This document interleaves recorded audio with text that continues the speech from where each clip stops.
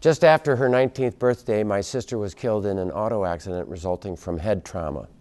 No one wore seat belts in those days. Since then, society and the auto industry realized how many people suffered after being thrown headfirst into a windshield and consequently developed safety belts and airbags for every car.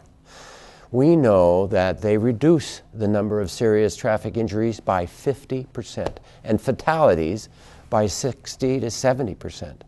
Of course, that's not 100%, and you always hear of the exceptions, but there is no question safety belts greatly improve the odds.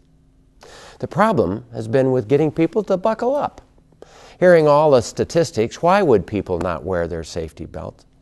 Well, perhaps it's because belts are thought to be an imposition, a bother, a restriction of freedom.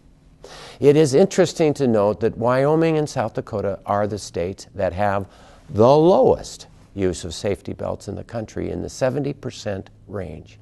The top states are all in the 98% range, and the experts say this is because of more restrictive laws in those states where vehicles can be pulled over solely for riders not wearing safety belts.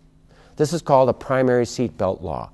In South Dakota, officers can only ticket adults for no seat belt when there is another broken law. Look at this in a different light. In medical ethics, it comes down to balancing three virtues: do good and not harm, use honest science, and respect choice. Okay, it can be more complicated than that, but the basics of balancing those three truly help me as difficult cases walk into my office or roll into the emergency room.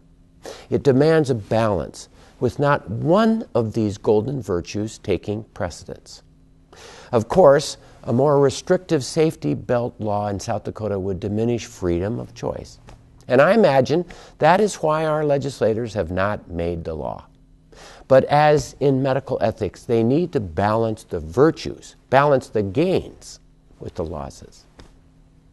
My experience working in the emergency room brings me to think of all the head trauma that would be prevented by a primary safety belt law in this state.